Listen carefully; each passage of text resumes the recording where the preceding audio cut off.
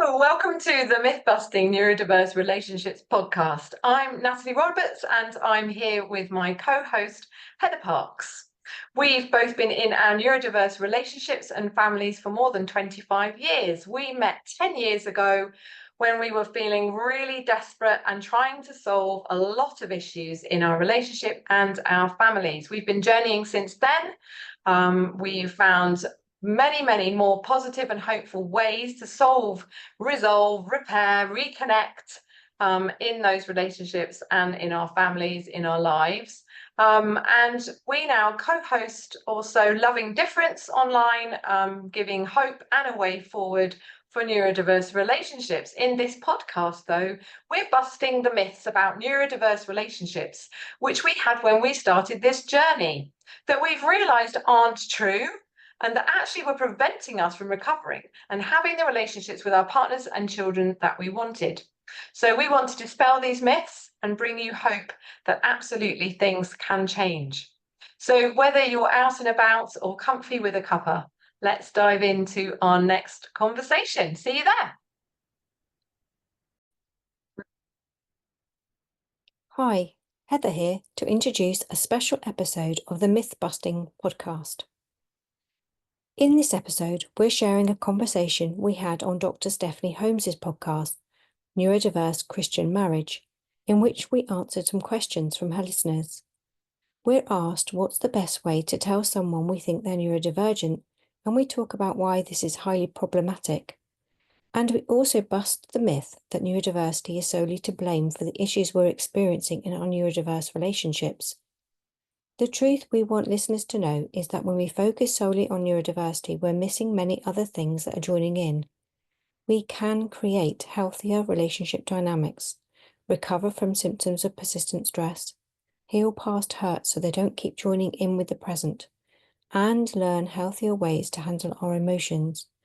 Unfortunately, as Stephanie's listener pointed out, once we find out about neurodiversity, it often becomes the focus of blame for all the issues in our relationships, when in reality, there's so much more that's getting involved that can be changed. We enjoyed speaking with Stephanie, who we've got to know as part of a group of professional therapists and coaches who are passionate about shifting the paradigm about neurodiverse relationships. Heads up, this conversation is a bit longer than our usual podcasts, at just over an hour. If you prefer a summary of the conversation, we'll include a link to a short video you can watch in the show notes. Welcome back to Autism Spectrum Resources for Marriage and Family. I'm your host, Dr. Stephanie C. Holmes, and I have two guests with me today from the UK, Heather. Hello. And Natalie. Hi. Let me tell you a little bit about Natalie Roberts and Heather Parks. I met both of them in a chat that we meet in a Zoom room of neurodiverse coaches, clinicians, and counselors. And we were talking about some things in a group, and listeners, you sent in some questions of what you would like to listen to and are here answered. And these two individuals are like, we can help answer those questions. But let me tell you a little bit about Heather Parks. She's been in a neurodiverse relationship for over 25 years and lives in Devon, UK with her husband and 4 children. Did I say Devon right? Is that correct? Devon, yep. Okay. All right. I should have checked that out. Neurodiversity was unknown until 2012 when it exploded into their lives in the midst of a mental health crisis, which affected every family member. Ill from the persistent stress of trying to keep everyone afloat, desperate to find solutions, and losing hope that things would ever get better, Heather embarked on a journey in which she recovered herself and rebuilt connection, firstly with herself, so important, then her relationship, family, and beyond. Natalie Roberts is also in the UK with her husband, Pete. She's been married 25 years and known about neurodiversity for 10 of those when her husband discovered he's autistic. Frustrated and depressed by toxic online groups, amen, a lack of hope and virtually no solutions that had worked in real life, Natalie took a different path, led by her social sciences background and inspired by her incessant curiosity to find a way where there is seemingly no way. She busted neurodiversity relationship myths, reversed symptoms of Cassandra syndrome, and began to thrive in her relationship again. And then together in 2020, Heather and Natalie co-founded Loving Difference to bring hope and a way forward for neurodiverse relationships to more people. So we'll talk a little bit more about that at the end. So ladies, 2 questions came in for me. Every once in a while, I'll throw out in my newsletter, what's a question or topic you would like to hear answered or discussed by professionals. One came in for a neurodivergent man. He said, I would like to talk about how since the identification, it seems like all of our problems are blamed on autism or my neurodivergency. And while I want to take ownership of that, isn't there more going on in this relationship than just my autism? And Yes. then yes, everybody says yes. And Yes, then a couple of questions kind of asked the same way. Some came in, how do I tell my spouse I think they're on the spectrum? And then a kind of a second question to that is, now that my spouse is identified, we have adult children that we suspect could also be on the spectrum. How do we bring that topic up? So it seems like maybe let's start with the diagnosis question, and then we'll jump into the other part of the question of what are the things going on in the relationship. So I had Dr.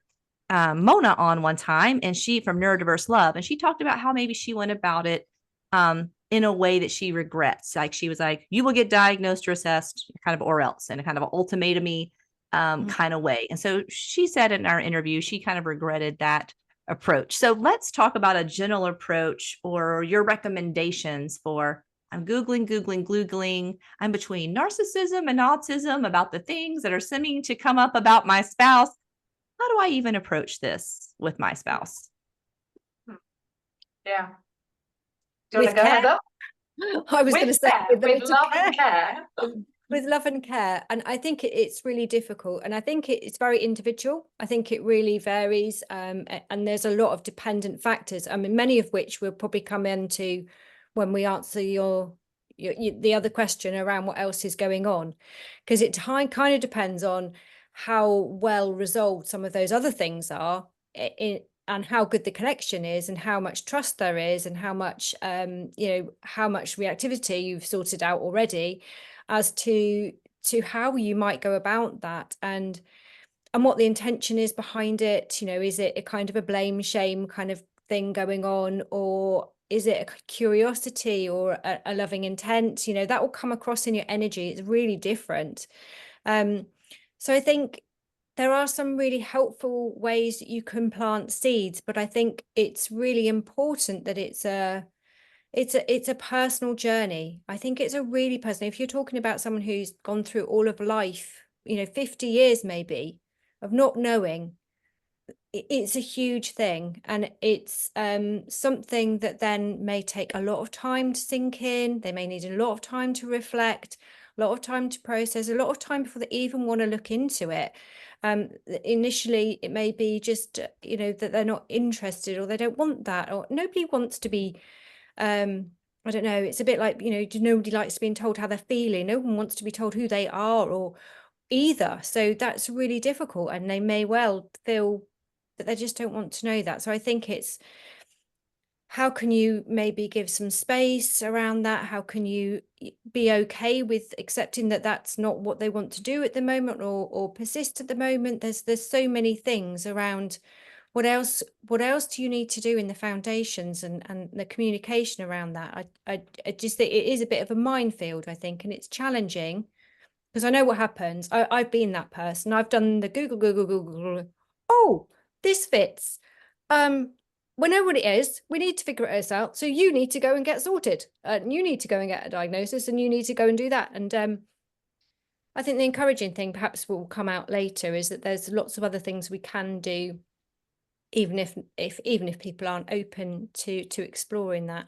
But I think we mustn't underestimate how big a deal it is at a later age in life to suddenly kind of be stumped with something like that. It's huge. It's your identity, everything about yourself. And of course, the problem with it is exacerbated. It's a difficult thing to do anyway.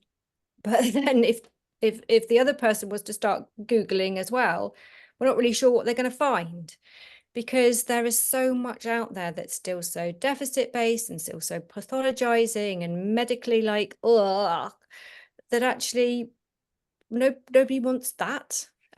So I think if there were much better resources around and they were going to find much more helpful places to go and have that journey and that discovery, and maybe talk to others along that path, it would be, perhaps an easier outcome. I don't know, Natalie, have you got anything you probably would like to add, I'm sure. Yeah, I think for all the clients I've worked with as a coach that have asked me this question or have attempted anything that looks or sounds like leaving a book somewhere or trying to bring this up in conversation, or they have brought it up in conversation, then it just goes nowhere.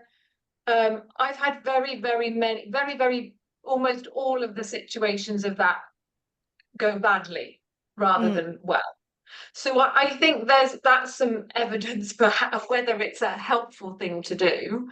I think anything related to our identity, which is what we're talking about, is generally needs to be something we discover for ourselves. As somebody who has some health conditions, and I don't know about anybody else, but just the openness any of us have to somebody announcing or telling us that we are something, or that we have something, or that this is going on with you. I don't know how many of us are that open to that.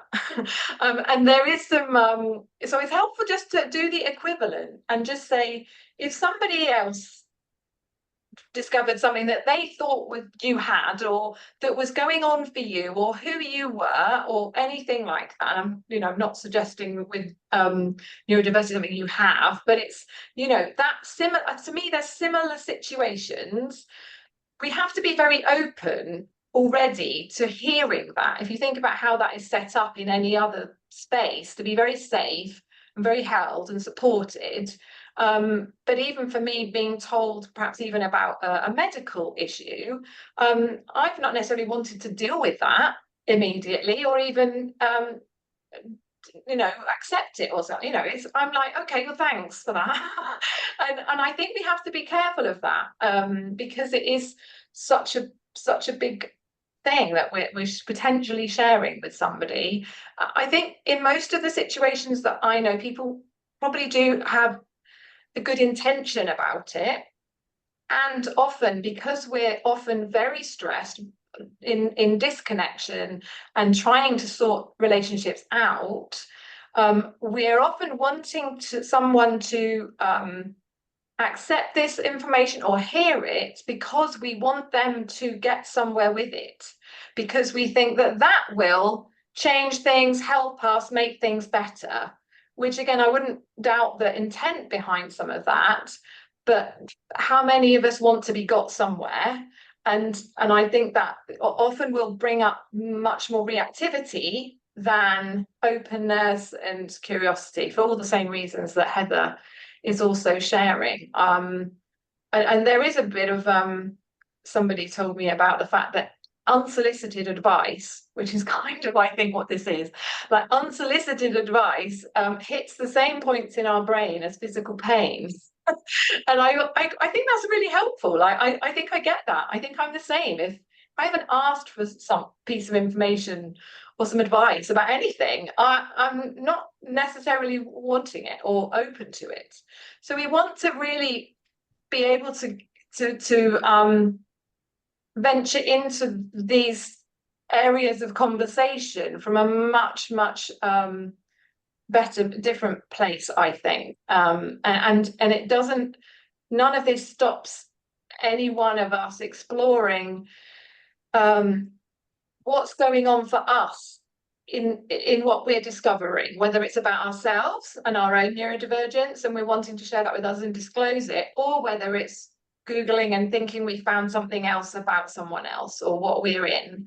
I think we want to get someone somewhere because we think we have to do that together, and this would make all the difference. And that energy is very different way to approach it, I think. So we would often say, now you know, or you think you know, or you have some information, whether or not it's that, you now know something maybe about what you're navigating, and there is lots you can do with that information to change your experience, whether or not the person that you've been discovering about wants to listen or do anything about it. That's I think the reassurance I want to give people, is that there's more you can do without necessarily needing to have that conversation.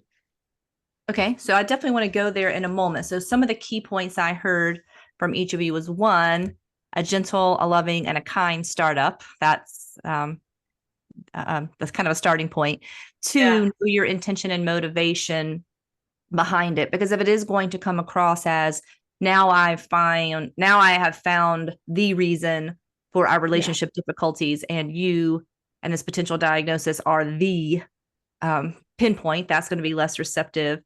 And when someone goes to Google, I mean, there's a lot of, I always tell my clients, be careful what you're Googling, because there are some sites out there that are like, you're married to someone who's neurodivergent, in the relationship now, run, your life is over, you know. So that person might be Googling stuff too. Okay, this person said autism or neurodivergence, and they get online and go, ooh, I don't want that to be me, you know. So there's all this time and processing that it might take.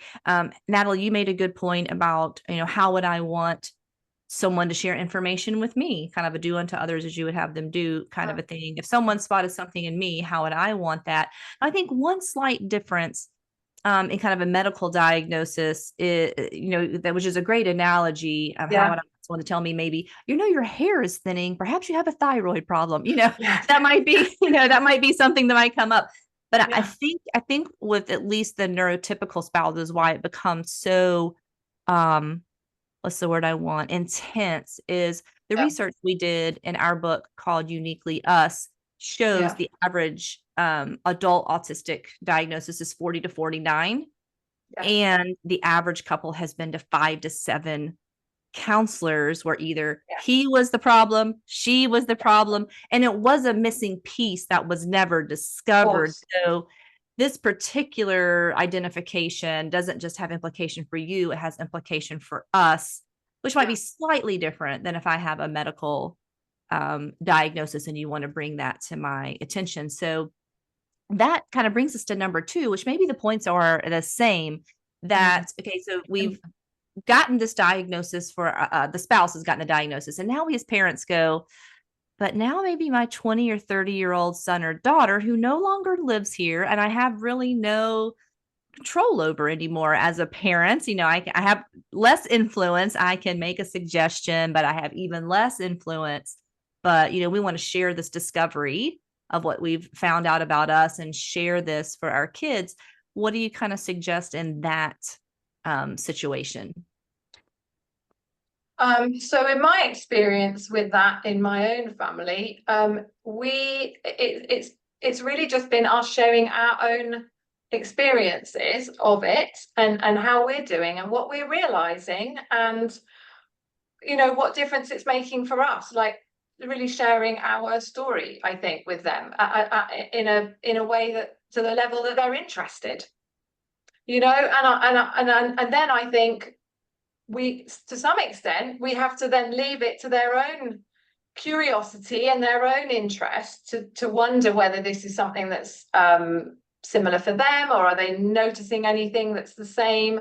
And I think generally those things, like little pennies, but again, we can't necessarily determine the speed or the pace or when or how that will manifest for somebody. You know, certainly I think for us it was quite a number of years of us, you know, in our family just sharing this news and this information, and then I think a couple of years later you know, a family member sort of said, you know that stuff you've been talking about, you know, I'm wondering if maybe some of that's going on for us, or, you know, but it's not because I'm pointing it out that I think this is you too or anything. It's just, I think it's just bringing these things into people's awareness by modeling or by speaking your own truths and your own experiences and what you're learning. Certainly in our online space where that is happening, that has a ripple effect, you know, that of itself, finding healthy ways to talk about it, to be open about it, and also just to be starting to model a very positive experience of it. As you start to find the ways through it, then you are actually then presenting a very positive experience of these things. And I think that also is helpful to other family members, whether it's children, brothers, siblings, etc. To just be open to that and be wondering it as their own challenges come up.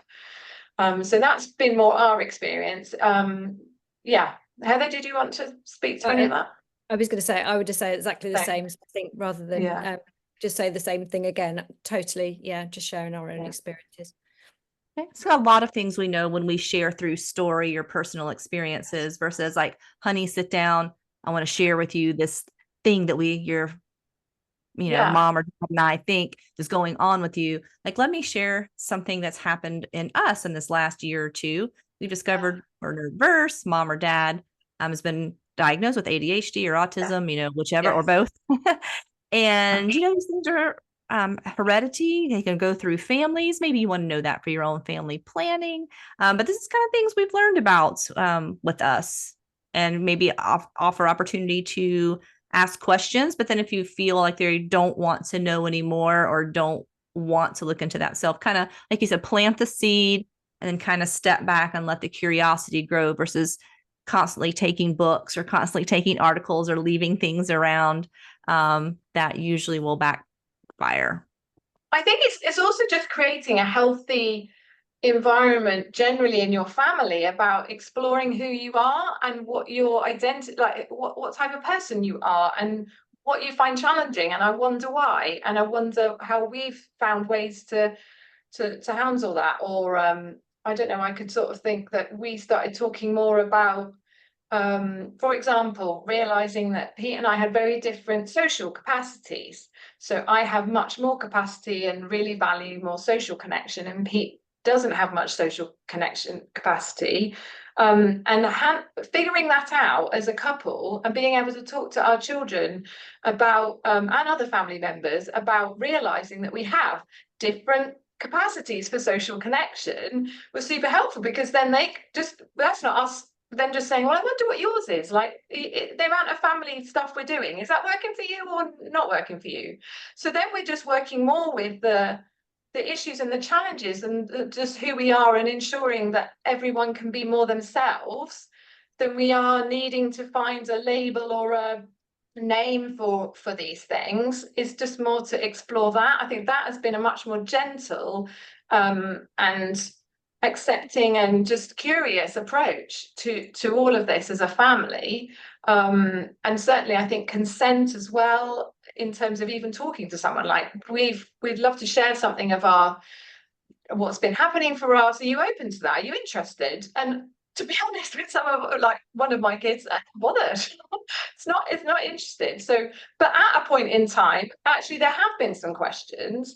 And then I think it's just being open and ready to talk about it. So I think it's about how, generally, what's your relationship with one another, and how open is it, and how do you keep those channels of communication open, not necessarily to get anyone anywhere, but just to be ready and just be living it. And then they really get to see a really positive example of it, rather than trying to sort of get them to see something particularly, if that makes sense.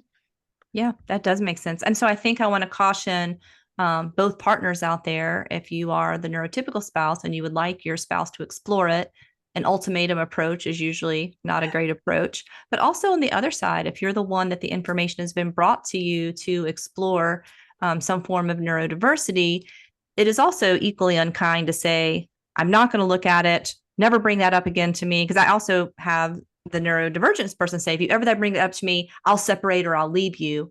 That's not a great approach either. But I do hear, and I'll say this to the people I work with often too, is like, okay, this person just had some information. It might take weeks or months to kind of process that. What does that mean? Do I want to explore or not? They might be in that pre-contemplation stage of, what does this even mean? I don't know if I want to explore it or if I can, or perhaps if they were bullied or, or called strange or weird or something. And it's like, oh no, those people might have been right about me. And so if I get this label, that might make those people correct, right? So there's all kinds of things that it could be stigma. It could be, like I was just reading a story today that really angered me about a Christian school who stopped Autism Awareness Week because it was celebrating demons and making autism an idol. And I was like, are you kidding me? So there's still that in some faith communities that is really stigmatizing about having any kind of label. I had to write the person. I spent all morning writing a nice email to that person saying, what are you doing? What are you doing?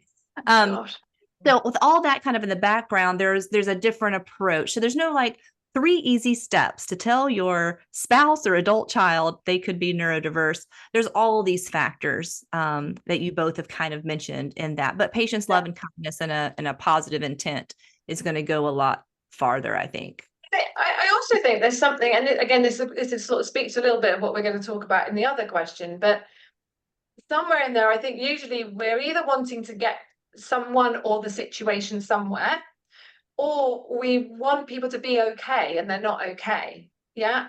So somewhere in there, I think there is something about trust and trusting that, not necessarily that they'll be okay, but or that you'll be, but just trusting that there will be a way forward that doesn't necessarily look like you having to make sure everybody knows that all the same as you. Because I think that's what we sort of were like in the beginning. It was, well, I read this book, and then they had this one, and look, there's this article, and all of that jazz. And I think it's overwhelming for a start. And yeah, I think if somebody could have said to me 10 years ago that there were some ways forward, you don't need to be doing this journey of the identity or even what you've arrived in at the same pace as your partner, I would have been more reassured. But I didn't hear those kinds of things then. Now I'm much more aware of how anything related to identity, whether it's neurodiversity, sexuality, gender, just who we are generally, these are very personal things. And any kind of exploration of our identity takes whatever time it takes. And I think as couples, spouses, partners, that is a very personal journey to be party to with somebody, whether it's ourselves or with someone else or our children. And I think it's helpful to hear that we can hold that. And if we're not okay, and that's why we found this information, that you can change your experience without needing that person to get somewhere or to get clear about it or something. And I think that's what I didn't hear at the time. What I heard was the only way to solve this is that you both understand it fully, you both work on the ways, you both know and heading in the same direction. But actually the reality of arriving into this kind of identity related information means that you are both now going to be on a different arrival journey, a different set of emotions, a different pace of wanting to work through it, grief, relief, then grief, but at different points in time, not at the same time. Maybe you can't hold space for each other with that stuff. Like, it's that whole thing is huge. And I think I needed somebody, I would have loved somebody to tell me that at the beginning and give me some different hope and ways forward when we're on a different track with it. Because really what we're saying is, I want to get you on the same track as me so that we can move forward together, rather than, okay, there's this new information, I'm on this track, I don't quite know what to do with it at the moment, but there is something I can do and I can keep moving forward. Now I have some awareness of what I may have been difficult, why I may have been impacted in the way I am, why I'm feeling like I am, but perhaps I don't have to get you to see that for me to start to feel better, which is like our whole message really, is that, because I think even now we hear from so many people for whom this is such a critical question, because it's seemingly the only first step to move forward. And right. I think I want to give people some hope that it isn't, that you have to finish this step about both of you being in the information and good with it before you can change your experience in the relationship. Yeah. And so it reminds me of one of my favorite books called Thanks for the Feedback. And it talks about there are 3 major triggers: your identity triggers, your relationship triggers, and truth triggers. That is an onboarding book. for Well, my that's all practice. three in that one conversation, right? There you go. All right. And I think that's the key of why traditional marriage therapy and work doesn't work, because the traditional marriage model that I was trained in is you keep the couple together all the time. You always are focused on the relationship. But I believe the same as you, that once neurodiversity enters the picture, there are two different journeys now. And so now two people have an identity journey. What does this mean about me? What does this mean about us? And so I do say to people, your relationship, there will be little that will change in your relationship until the two of you do your own identity work. It's identity work first, and then we come together to do marriage or couples work, because you do kind of need to be on a similar page. And when couples come in crisis and they're like, we need to start on this now. And it's like, I know you're in crisis, but we can't start right now doing marriage skills and marriage work because we're in crisis and we have to triage and we have to, break these things apart. So I want to switch our conversation to this next question that came in, because when I kind of share my story, a lot of times, not always, the neurotypical person's at a little bit different of a pain point. Because my husband would say, I was fine with how things were working out. I mean, you were a little cranky and moody and emotional, but I'm good. Stephanie was not good. So, but there was a defining moment where I said, I don't know where this relationship is going or how good it's ever going to be, but it is not going to take me down. And I'm going to figure out who I am and survive and thrive, because that's who I need to be. Then we'll work on this relationship thing. But like, I can't be in this space anymore. I lost myself in my mother role to a child on the spectrum. I lost myself in the marriage. I lost myself in my community. I lost myself in my professional roles. Like, would the real Stephanie please stand up? And I started my journey on my identity first. So we hear you. We hear you. That's I have a feeling I'm speaking to two people. So let's kind of start there. Because one of the things that you talk about is not being ourselves. Yeah, I think it's one of the top things. I think it's one of the top 5 things that we hear from people when they come to us either for private coaching or into Loving Difference, is that I don't know who I am anymore. And I think it's important to state that for the vast majority of people, that's an everyone thing. That's not a specific neuroidentity thing. It's not only neurotypical people that are saying that, and it's pretty much everybody, some version of that. And I think even certainly here, even Pete, who thought he was fine to start with, I was very clear already that I wasn't fine. But a few years later, again, his journey was different and different pace to mine. And actually he started to realize, no, I've not been fine my whole life.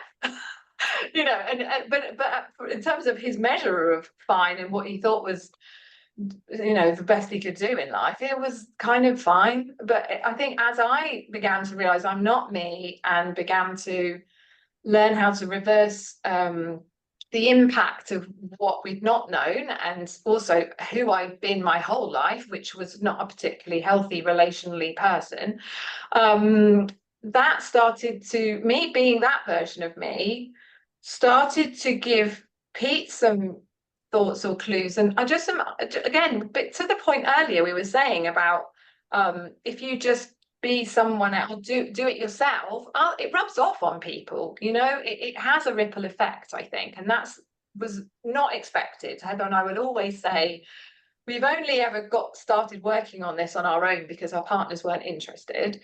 We've only then thought that we would find that we could hopefully be all right, and we figured that out. We were not expecting that it would actually then really have any impact any wider than that, because the myth that we'd been told was that will only happen if you get into therapy together. And the truth of it was that actually us being ourselves, being well, learning how to relate to one another in a healthier way, all of those things started to have an impact on the relationship and on the family. So knowing who you are, I think, is fundamental to all of us. And we've largely gone into the relationship as a version of us that we think we should be, who people have told us we are, what we've sort of been conditioned to think we should be. And I think it means that we're not really being our true selves, you know. And then in the relationship, many of us have started to adapt or accommodate. Again, all neuroidentities could be doing this. It's not to one neurotype or another. That, you know, who you surround yourself with is who you become. So you sort of meld and become a little of each other and bend and all that. And some people are more bendy than others. I was particularly bendy. Much less myself over a period of 15 years. But I also started to notice that Pete was also doing that. Later, I realised that. To start with, I thought I was the only one doing all of that. But actually, what I realised, he'd been masking and camouflaging and not really being himself his whole life. So I really think we're all masking. We're all doing a front. We're all trying to present a version of ourselves. And some of us are needing to do that more than others, to be safe, to be loved, to be accepted and belong. And there's a gift in a journey to discover who you are and begin to live and be that version of yourself. I think it started to make a massive difference for both of us. I think that's, really key, and speaks to your point, Stephanie, about beginning with that work about who am I? And we think about that in lots of different areas: mentally, spiritually, physically, socially, spiritually, and having opportunity and a process and an approach to be able to do that, to unmask, to be yourself. Yeah, because we usually talk about masking, specifically in the neurodivergent population, but the neurotypical does that too, a little bit in the dating world too. And so a lot of times the neurotypical spouse will say it was a bait and switch. This person was one way over here. And so maybe it is a little more striking of a difference when a person doesn't know that they're neurodivergent. But also the autistic spouses have said to me, well, Stephanie, they're not exactly the same person they were when we were dating either. I was not the same person at all. That was one of the things. It was like I felt so much like, well, I was completely not myself, and a completely different person. And so I just lost exactly what you were both talking about too. Just kind of got lost in all the bending and the accommodating and the not knowing what was going on. But these were also, when I started doing the work, patterns that I could pick up that started before the relationship. So it wasn't my partner, it wasn't neurodiversity. These were patterns that we were picking up in any case. It just happened that I ended up in a relationship where I then used the fact that I'd been practicing them all my life to do them really, really, really well. And that had a detrimental effect on me. But it's kind of like some of that was there. The seeds of all of that were there before the relationship even started.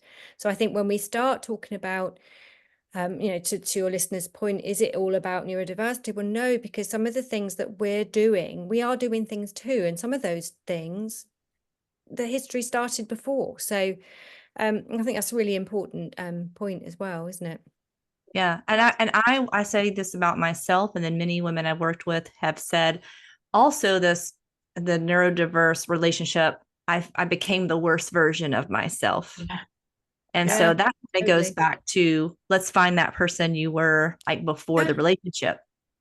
I became the worst wife, the wife that I never wanted to be, the nagger, I became the mother I never thought I would be, shouting. That wasn't ever on my agenda. I started off managing very well and being quite superwoman about the whole thing. Yeah, I can rock 4 children and sort out everything else and do everything and fix everything and never ask for any help and all of these things. But yes, that turned me into a person that I really did not like. And I think that's definitely one of the impacts of unknown neurodiversity in a relationship, where we are so that's why we often phrase it like that. It's the unknown neurodiversity that has created the impact. It's not neurodiversity itself that has created the impact. It's not knowing that you're different. It's not knowing that you're having a different experience. It's not knowing that you're seeing a situation differently or experiencing it differently. That's what creates the confusion or the mismatch and the misunderstandings, and it's that you haven't known that.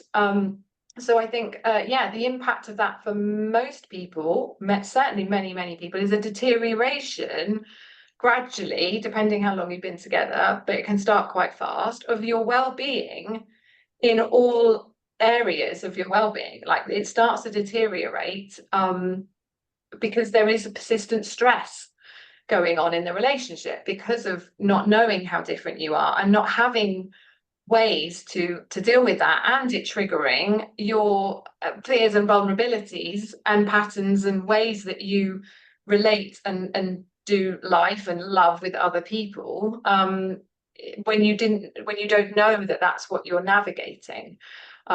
So I think with the knowledge of it, whether or not your partner's up for knowing that or working on it, what we can work on is our well-being and restoring that, because that gives us the capacity and starts to support us to be a better version of us. It's often that as our well-being deteriorates, our experience of resentment, anger, frustration, disappointment, all of these all go up. So there's some things we can do to begin to address that, and then have some healthier ways to handle those big feelings that we've been having, all that hurt, lots and lots of hurt, thousands and thousands of situations that have not gone how we thought they should.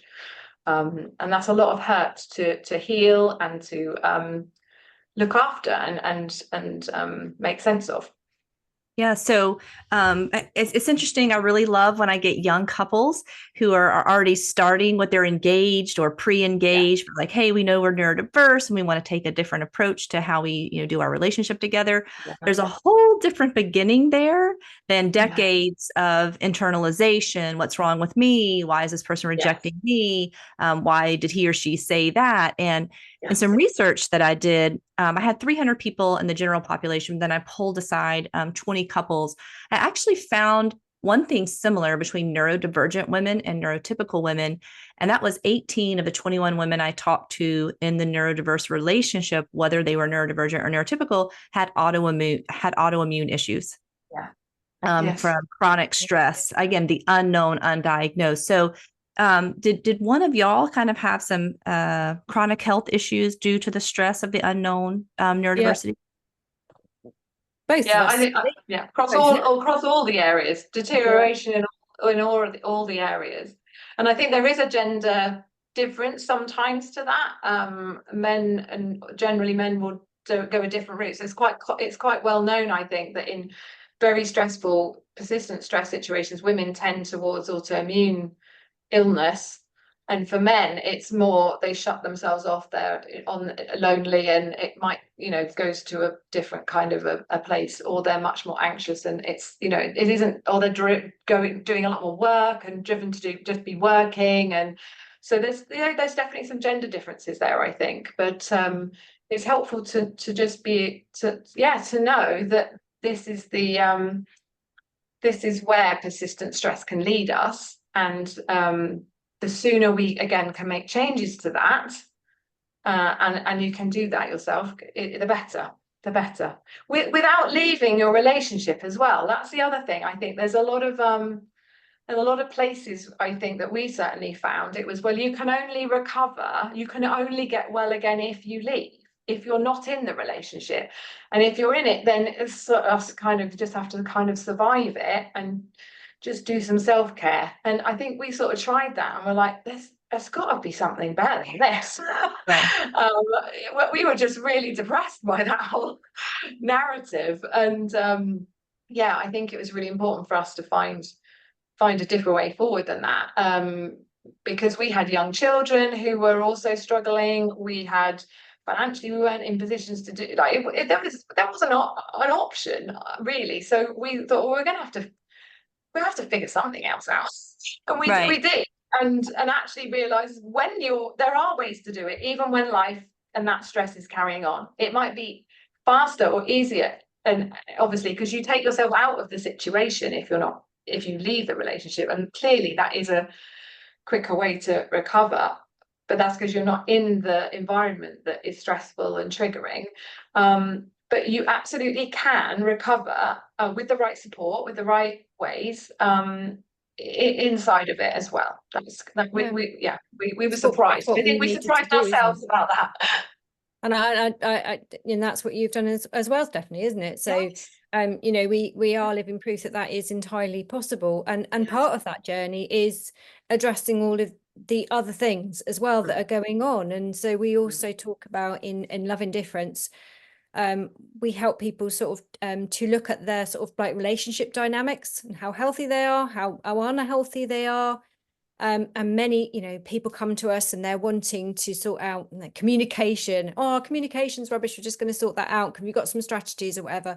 And the problem is it's such a small part, the words, and, you know, you can have a framework, you can have some scripts or whatever, but it's not as effective if you don't get the underlying things right, and the communication ways and all of the, we really need to kind of cut down on the reactivity that's going on.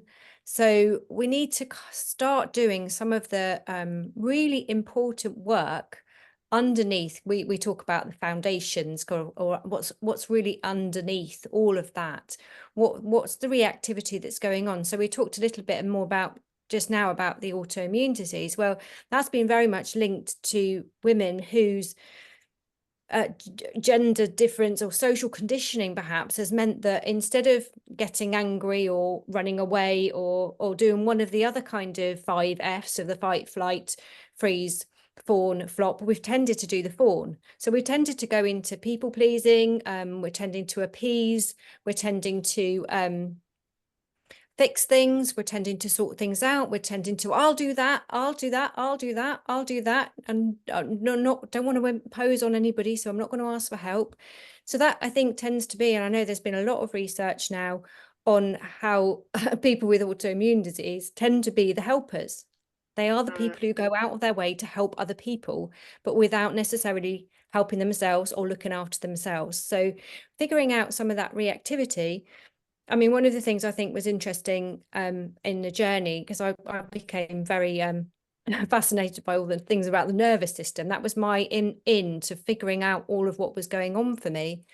And I think sometimes our descriptions of those kind of 5 defensive states aren't particularly nuanced enough for us to recognize ourselves. So I would say, oh, I'm not someone who does fight. I don't get into arguments. I don't do rowing. No, because I just stuff it down and go into resentment and simmer and do some passive aggressive kind of like snidey comments. But, you know, no, I'm fine. I'm not defensive at all, you know, and so I think it becomes really helpful if we start getting much more nuanced about what actually is going on in our body. What do I start thinking? How do I start behaving when I'm in these, what we call red states? And what can I actually do to shift myself more into green? And what happens when I'm there? Oh, I think quite differently. And when I'm there, I kind of, everything seems a bit different. I'm not so bothered about those things. And one of the things that amazes me is actually how little, in some ways, how little things have changed, but how my experience of them has changed phenomenally. I mean, to the point where something that I would probably, if I'm entirely honest, want to, you know, go absolutely bonkers at something, is something that we'll have a good giggle about now. You know, it's funny. It's something we connect about. It's something we, I don't recognize about ourselves, and we're not defensive about it anymore. We're just quite open and honest with each other about some of our traits that are just peculiar to each other.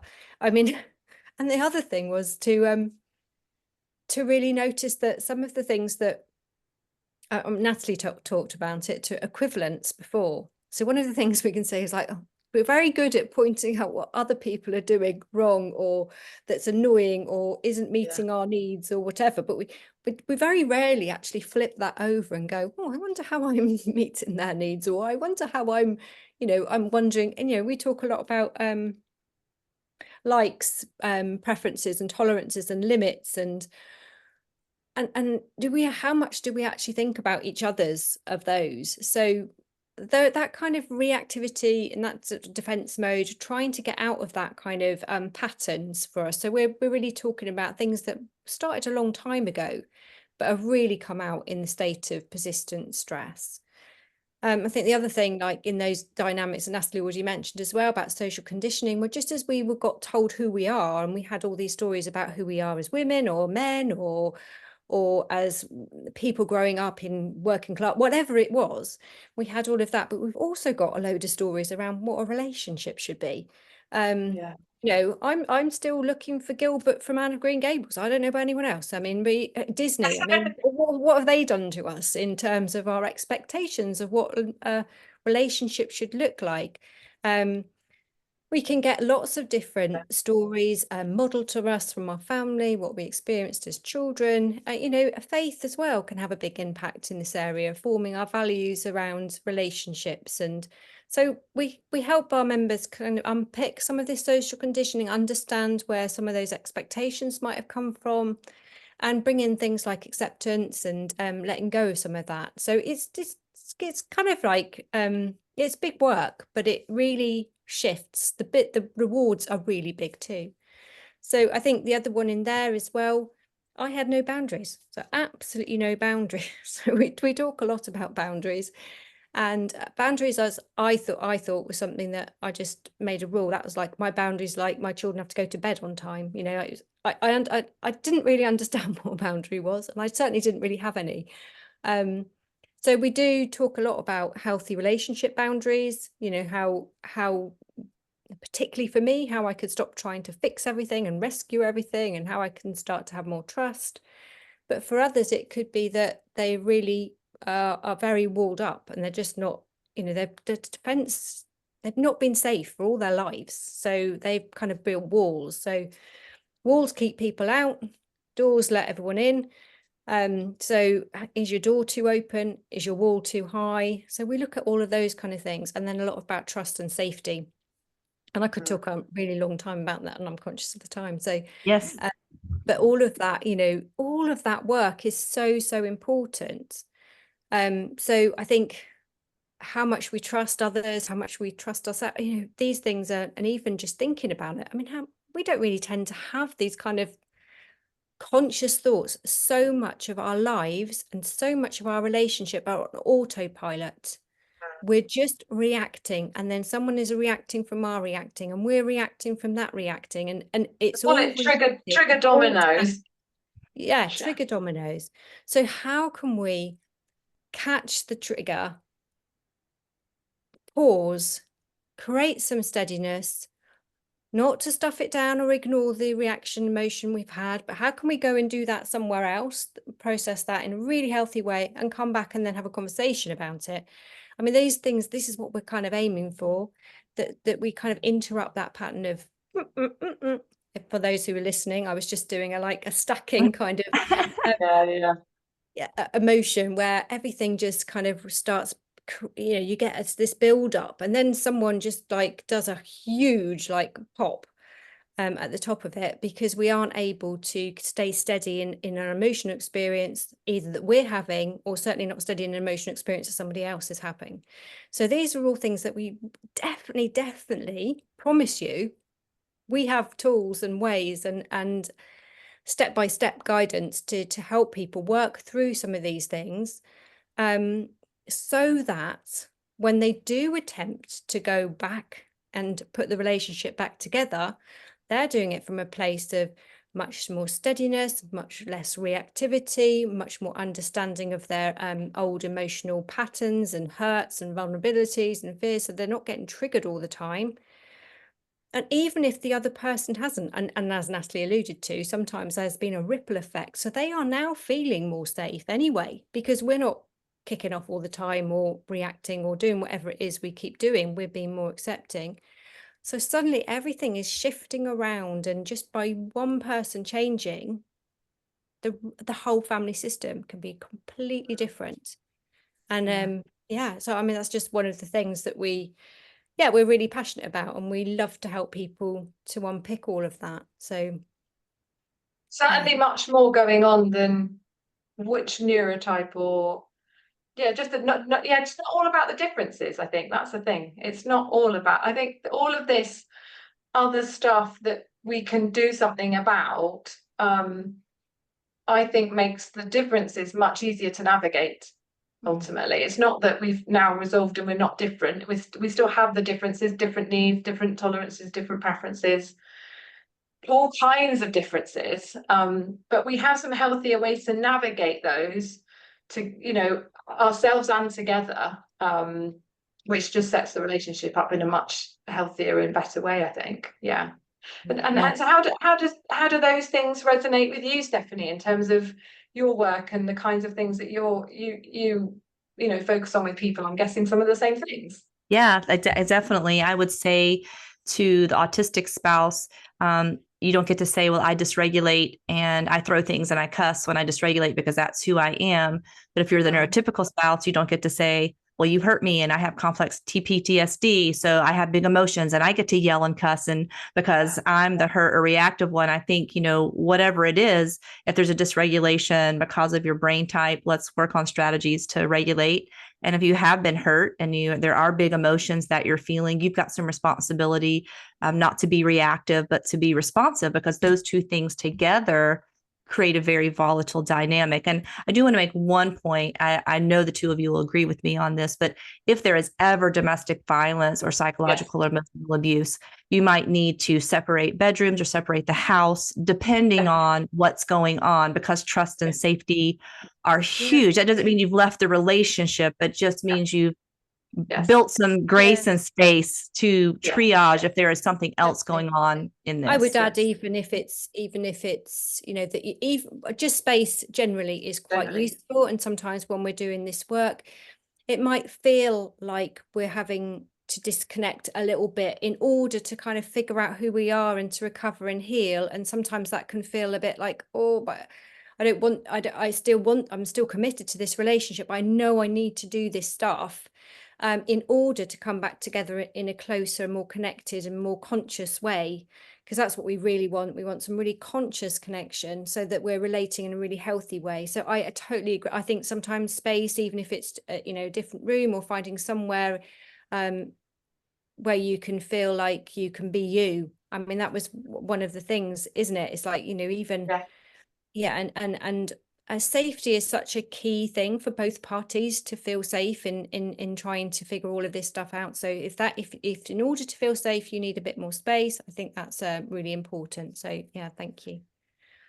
I think I really totally agree with what you shared, Stephanie, and I also think that often there are some stereotypes that we hear a lot around, that it's the neurodivergent person who's dysregulated and the neurotypical partner who's hurt.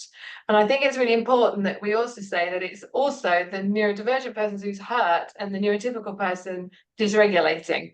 And I think so, because sometimes the language ends up attached quite significantly to specific neurotypes, and the stories are quite just sort of very separate. And I think in our experience that all this is really important for us to own our own dysregulation, and that is happening. Emotional dysregulation is something that generally very few of us have been taught ways to look after and handle health in a healthier way, and we all do slightly different things when we are experiencing that, and we are generally hurting one another. I mean, I can remember in the beginning I was definitely feeling like I'd been the one that had been hurt, all the hurt, and it took a while. But I also started to feel better, started to feel worse, because I started to realize how I'd been hurting someone, and that was the last thing I'd been wanting to do. So I think the journeys are really different. And then at a point in time, I've been trying to get Pete to see the impact he was having on me. And I mean, I didn't go very well. But at a point in time, he was reading some things and started to realize maybe what impact it had, and asked me. And I said, yeah, all of that. And he felt a ton of shame and felt really bad. But you have to arrive in these things and find ways to do them. But I think it's an everybody thing. Not, there's a lots of it's important not to have the stereotypes, I think. Yeah. I mean, because there's the saying, right? Hurting people hurt people. Out of our hurt, we might also hurt. Well, I want each of you to kind of give one kind of takeaway, or one kind of, hey, I hope the listeners heard this, or something maybe maybe one of you wants to talk to clinicians, maybe one of you wants to talk to the couple. I'll throw it to you first, Natalie. What's a kind of takeaway point you're hoping people get from our time today? I think the thing that we always want to reassure people about is that there is a way to move forward from what feels hopeless and stuck and impossible, where you don't have to both be in the room. I think that's the biggest takeaway from, that I would want as many people as need to hear it, that feel like they're really stuck and feeling like and that's because their partner is not interested, doesn't want to get involved in, or doesn't even see that there's anything wrong. And I think it's really important. That is the message that I would have liked to have heard myself 10 years ago, is that there is hope. You can reverse the impact of all of this, and you can do it yourself without needing to involve someone else or change them. I think that would be the thing I know I would wanted to hear that. All right. Heather, what would you have liked to have heard, or what do you want clinicians to better understand? I mean, we're really fortunate, aren't we? Because we're in a group of very sort of forward-thinking clinicians and therapists and coaches who are all trying to help shift the paradigm around neurodiversity. We're really, we're fortunate. And we know there are more of us out there. So I guess that one of the messages is join us, I guess. And the other one is just for everybody else, I think it's really important, because one of the other damaging things that's going on is the persistence of the pathologizing of autism, neurodivergence, or ADHD, all of these things. There's still some really negative and unhelpful stereotypes out there, which also create problems in the relationship. So, for example, there's this belief that everything is so fixed, whereas everything we've just talked about around people's capacity, if you can recover from the persistent stress, if you can do something around the reactivity, those things aren't fixed. Those things are not fixed. So actually, we don't know the extent, when we start doing this work, we don't know to the extent of what is possible. And I think some of these negative and very unhelpful stereotypes limit the possibility. The message I got when I was at the beginning of this journey was, okay, so that means nothing can change. So you are going to be having to be in this thing unless you leave. And that was just so unhelpful. So I think my message for clinicians particularly is to let's kind of join us in busting some of these myths. I think that would be really appreciated, because I think we want people to understand, and we're not really, important to say, we're not ignoring the neurodiversity element, and we're not trying to minimize it or reduce the impact or how it affects people or anything like that. But what we are saying is that many of the things like anxiety or reactivity, again, and are not fixed, and there also are so many different ways of even navigating some of the differences once we get to that understanding. Some of the things were really straightforward. Once I understood about social capacity, I was like, oh, I totally get that. You don't have to come. I mean, it's simple, isn't it? And people go, well, I want to be in a relationship where someone comes to me, but but now that we had that understanding, it was like, okay, so we can go for a bit, and then there's so many more choices. I think that's what opened up for me. It's just possibility, choice, and I just think that would be really amazing if clinicians could kind of help pass on that message that totally things can change. Even I agree. These things are sold to us as kind of fixed. Absolutely. I'm all about that. So, Natalie, Heather, thank you so much for being on the show. I'll kind of round out what I've heard is, first of all, you can always work on you. You can always change your identity. I'm all about reclaiming your joyful, true identity. Yes. And the second thing is, you don't want to lower your expectations. You want to change your expectations to what is realistic within the situation, and know that each person, it's not 50-50, but each person is bringing some contribution to this cycle. Like, what's the part I can own? What's the part I can change? Is it my reactivity? What is it that I'm bringing to it? And then making sure you are working with someone who is neurodiverse trained, either a coach, clinician, counselor who knows what they're doing, who will bring that piece in to your marriage work. That's kind of the summary points I heard of our discussion today. So thank you so much for being with us. And I will remind our listeners, there is hope for your future, and you're not alone on this journey. If this episode has resonated with you, subscribe to the podcast wherever you're listening or watching to get notifications of future episodes. To dive deeper into all of this with professional coaching, resources, and all the support you need, join us in Loving Difference via www.lovingdifference.net. And we'll be back here soon.